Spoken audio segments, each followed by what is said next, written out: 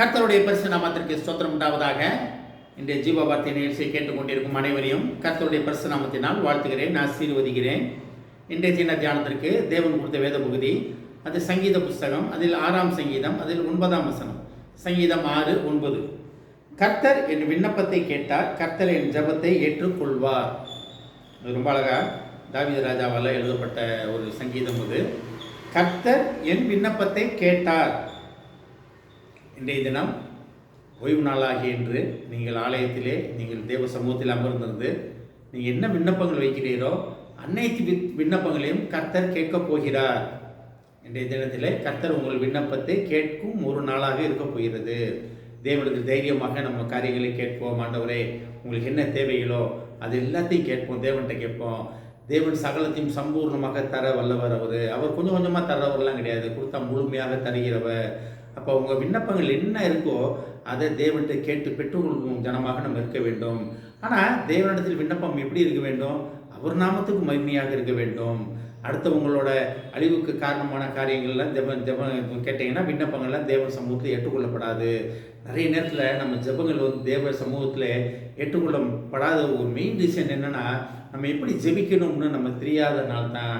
ஒரு பெரிய ஊழியக்காரர் சொல்வார், நம்மளோட ஜெபம்லாம் எப்படி இருக்குன்னா பெரிய ஒரு மளிகை கடை லிஸ்ட்டு மாதிரி தான் இருக்குது. அது வேணும், இது வேணும், அப்படி வேணும், இது வேணும்னு தான் இருக்குது. அது தேவை தான், இல்லை உலகத்தில் தான் வாழ்கிறோம். ஆனால் இதற்கெல்லாம் மேலான ஒரு ஜெபம் எப்படி இருக்கணும்னா, ஆண்டவரே நீர் என்னுடன் இருப்பதை நான் உணர வேண்டும் ஆண்டவரே, நீர் எனக்குள் இருப்பதற்காக நன்றி ஆண்டவரே, நீர் மாத்திரம் போதும் ஆண்டவரே.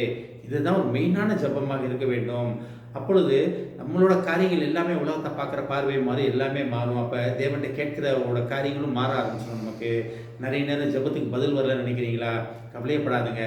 தேவநாமத்துக்கு மகிமையான காரியங்கள் கேட்கும் பொழுது அந்த விண்ணப்பங்கள் அனைத்தும் இன்றைய தினம் கேட்கப்பட போகிறது. அதனால் தான் கர்த்தர் என் விண்ணப்பத்தை கேட்டார், என் ஜெபத்தை அவர் ஏற்றுக்கொள்வார். கர்த்தர் என் ஜெபத்தை ஏற்றுக்கொள்வார். இன்றைய தினம் நீங்கள் ஜெபிக்கிற ஜெபம் அனைத்தையும் ஏற்றுக்கொள்ளப்பட போகிறது. ஏன்னா கர்த்தர் உங்கள் விண்ணப்பத்தை கேட்டுக்கொண்டிருக்கிறார். உங்கள் விண்ணப்பத்தை தேவன் கேட்டு அதற்கு பதில் தருவதற்காக காத்து கொண்டிருக்கிறார். எப்பொழுது என் பிள்ளை என்கிட்ட கேட்க போகுது அப்படின்னு தேவன் அவளுடன் காத்து கொண்டிருக்கிறார்.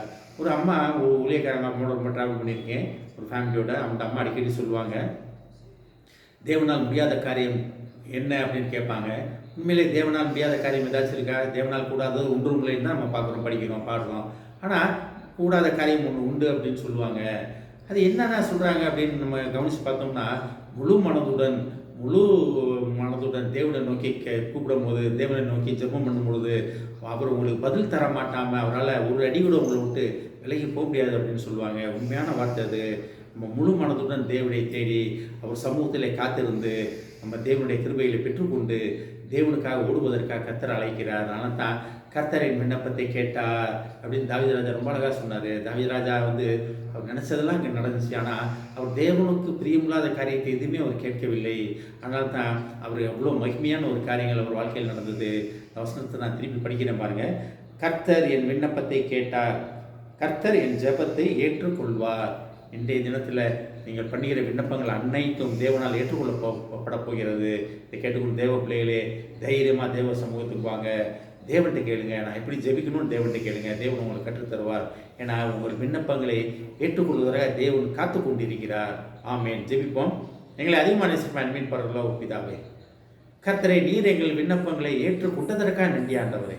ஏஸ்தவனே, நாங்கள் எப்படி ஜெபிக்க வேண்டும், என்ன கேட்க வேண்டும், சமூகத்தில் நாங்கள் எப்படி நடந்து கொள்ள வேண்டும் என்பதை எங்கள் திட்டவும் தெளிவாக அந்த வேதத்தின் மூலமாக நீங்கள் போதித்ததற்காக நன்றி ஆண்டவரே.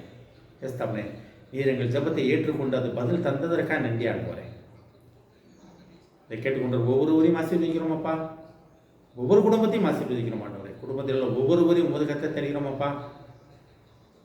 வயதானவர்களையும் உமது கரத்தில் தெரிகிறோம் அப்பா. வாலிப பிள்ளைகளை உமது கரத்தில் தெரிகிறோம் அப்பா. இந்த வாலிப பருவம் உமக்கு சொந்தமாட்டும் ஆண்டவரே. குடும்பத்தில் உள்ள சிக்னஸ், பற்றாக்குறையில் அனைத்தும் நாமத்தில் ஒட்டைக்கிறோம் ஆண்டவரே.